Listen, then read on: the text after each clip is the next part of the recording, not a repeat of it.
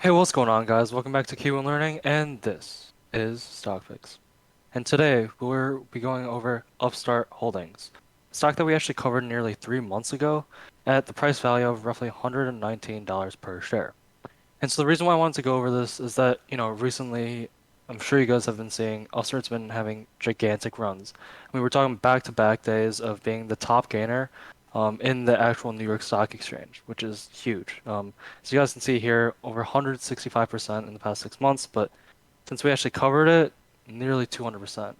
On Thursday, yesterday, we broke over 180%, which is absolutely insane. And I think that run to 200% is, very plausible here, especially because of the fact that how much Upstart is just, making support up on the way. Um, and just to get more into like what that actually means, as you can see here, it's kind of just a candlestick chart of Upstart kind of bouncing off like this 5-day, 10-day moving average. Hence, as you can see here by, I guess this guy named Ground Ninja from TradingView, he's got some credibility here and basically saying that there's another, you know, price target of 345 coming in soon. Upstart did have a red day out today on Friday, but I think this is just giving them more and more support, in my opinion. When we look at like the actual like candlestick chart, as I was saying before, like this, you know, darker blue line here, 10-day moving average, they're like basically easily bouncing off it every time. And with this 5-day, they're kind of just running in the middle of it right now. They are slightly high above it right now, and I do think this like pullback to like mid 315 is gonna be possible here in this next upcoming week.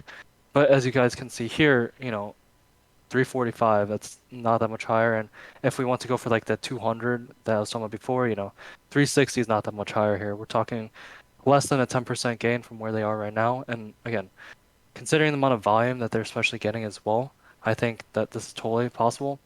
Past few days, they've been getting roughly, I think, as you guys can see here, it's kind of small, but 5.8 million in volume. Today, though, one thing we did need to worry about is the fact that they only got 3.7 million in volume. I know today's a red day, so volume won't be as high, but this could also mean some people are holding some positions in Upstart, which is extremely good for us, especially for the longer term holders. But again, guys, I would just really be careful. Making that 180% is amazing. And trying to get to that 200% is even better, but you guys don't want to lose track of like what we actually made, right? So if you guys got in on it at 119, even if you left your whole position early, 100% trying to go back into it, just have your stop losses in. Meaning, be very quick with how fast like the stock can drop because the beta is extremely high. And in my opinion, if it drops below this 10-day moving average, which I believe on Monday will cross around 305 to 310, if it drops below the level, in my opinion, this is where you want to sell. Just because of the fact that if we look at like, the few longer months chart here, gaps like these in candlesticks, I believe we cover this in like what charts you should use. These gaps that like this huge gap up essentially, at the beginning of August, shows that there's a chance that Upstart might fill this gap, meaning that it may come back down to this level, this 150, 160 level. In my opinion, on a pure fundamental standpoint, Upstart is worth around 175. Being that it's at 320, I've absolutely loved this run up. I've been just slowly adding more and more to my position. May sell sometime soon though, if it does get to that 360 level. But again, in the upcoming, few points, I just want to say Upstart is going to have a lot of psychological levels, right? So even if they get up to the 345, passing that 350 is going to be extremely hard because of the fact that, the 50 and 100 is really hard to pass.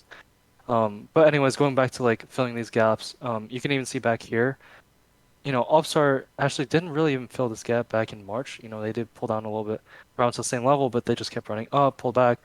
But I would say in general, right, gaps usually fill around 90% of the time, especially like in these candlestick charts. I mean, as you can see here, Upstart not only has one, but like I think two decently sized gaps here, maybe three if you want to call one here. So I'll just be careful. Anything below this 260 level, 177, and probably another 160 level here. And just using another website here just to show like this really short-term trading on Upstart and what we could possibly be looking for right now. Based on like their 5-day and 10-day simple and exponential moving averages, it's basically sell because they drop below that 330 level. Um, with the longer support on that 50-day moving average for simple and exponential at around 313. But again, dropping below that 50-day, that 313, it's going to be really hard to say that I'm going to keep my position in them. And, moving averages right now still say that Upstart is a buy if you guys are looking for the more technical side.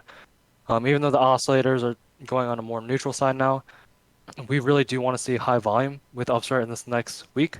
But yeah, that's basically all I have for today, guys. If you guys got any questions or comments, leave them down below and make sure to subscribe. Peace.